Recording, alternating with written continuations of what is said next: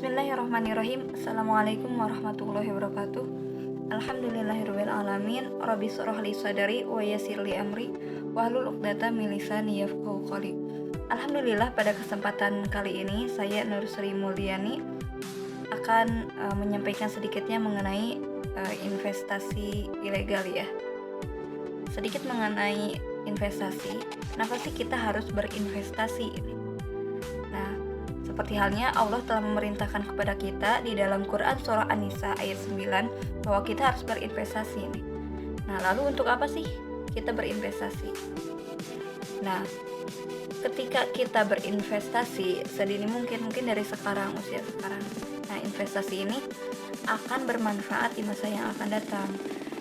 Nah, investasi ini akan membantu keuangan kita ketika kita membutuhkan di masa yang akan datang. Juga investasi ini akan melindungi aset kita dari terjadinya inflasi, turunnya nilai mata uang di masa yang akan datang. Itu. Nah, yang mana saat ini sudah banyak sekali satgas dan juga keanggotaan yang mengawasi investasi. Salah satunya OJK, Otoritas Jasa Keuangan, kemudian Bank Indonesia, kemudian perbankan juga. Jadi memang investasi ini sangat diawasi ketat supaya tidak terjadi investasi ilegal. Nah, kemudian di dalam investasi ilegal ini kita harus mencegah dan juga menanganinya ya. Yang pertama, salah satu pencegahan atas investasi ilegal ini, yang pertama kita harus memantau dulu investasi ilegal yang ada. Nah, kemudian setelah kita tahu investasi ilegal ini, kita harus berkoordinasi dengan pihak-pihak yang bisa membantu. Salah satunya kepada OJK, Satuan Gagasan, kemudian kepada Bank Indonesia juga kita harus melaporkan kepada pihak hukum gitu. Nah, kemudian setelah kita berkoordinasi, kita juga harus mengedukasi masyarakat untuk mengenali investasi ilegal. Nah, kemudian kan ketika masyarakat sudah tahu, masyarakat bisa berhati-hati ya.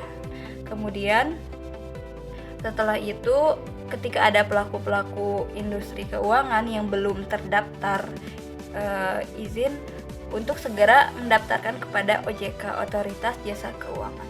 Nah, kemudian untuk penanganannya itu sendiri, misalkan sudah ada korban nih, nah korbannya itu diharapkan untuk melaporkan kepada pihak yang berwenang, kepada pihak hukum, seperti itu. Kemudian cara penanganan investasi ilegal ini, yang pertama itu menghentikan aktivitas identitas investasi ilegal yang ada. Kemudian juga harus mengumumkan kepada masyarakat investasi ilegal yang ada, supaya masyarakat juga bisa waspada. Nah, kemudian setelah itu, apabila ada korban yang merasa menjadi korban nih investasi ilegal, harus segera melaporkan kepada pihak yang berwenang, kepada Bareskrim. Nah, kemudian yang terakhir itu bisa mengajukan pemblokiran atas website ataupun aplikasi investasi ilegal, supaya memang tidak banyak memakan korban lagi. Kemudian selanjutnya ada permasalahan dan juga penyebab investasi ilegal ini. Permasalahan yang pertama ini diantaranya para pelaku ini menjadikan tokoh agama ataupun tokoh masyarakat yang sangat berperan menjadi umpan gitu, supaya banyak yang mengikuti. Kemudian pelaku juga menjanjikan keuntungan yang tidak wajar, kemudian menjanjikan juga bonus bagi perekrut baru. Nah, kemudian legalitasnya juga tidak jelas gitu, apakah benar legal atau ilegal. Nah, kemudian dan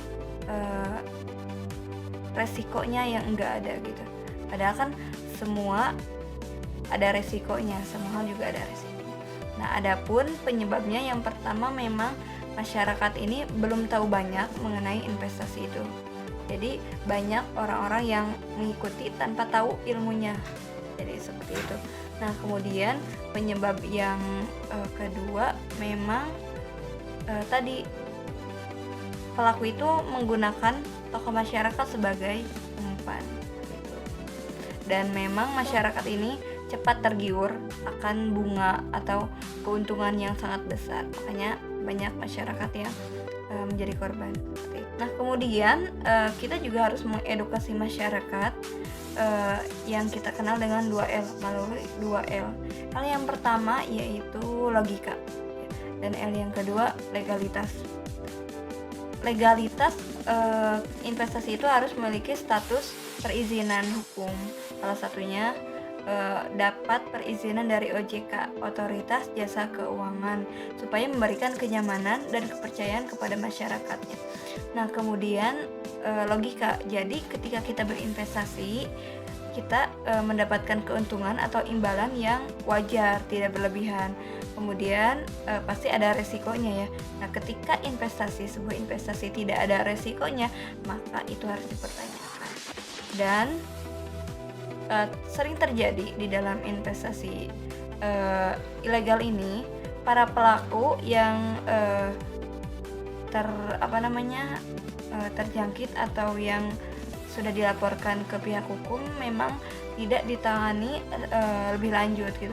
Dan para korban juga terkadang tidak mau melaporkan kasusnya karena yang pertama mungkin malu, kemudian yang kedua karena dirasa mungkin yang dirugikannya tidak terlalu besar seperti itu. Kemudian investasi ilegal ini memang menyebabkan beberapa kerugian, khususnya bagi negara kenegaraan. Salah satunya itu tidak ada pemasukan bagi negara. Yang kedua adanya kemungkinan pencucian uang gitu. Jadi memang investasi ilegal ini menyebabkan banyak kerugian seperti itu. Jadi hanya menguntungkan beberapa pihak, sedangkan ada pihak lain yang merasa dirugikan.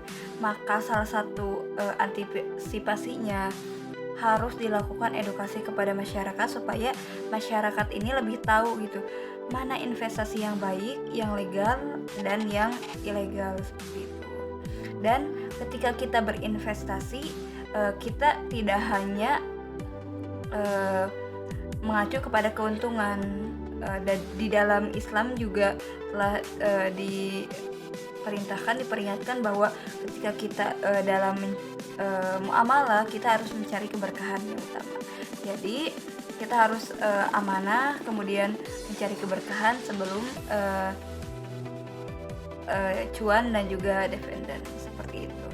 Jadi penting sekali masyarakat mengetahui ilmu investasi. Jadi sebelum masyarakat terjun ke dunia investasi ini, masyarakat harus terlebih dahulu tahu akan ilmu-ilmu investasi seperti itu. Mungkin dari saya dicukupkan sekian. Mohon maaf apabila terdapat banyak kesalahan. Wassalamualaikum warahmatullahi wabarakatuh.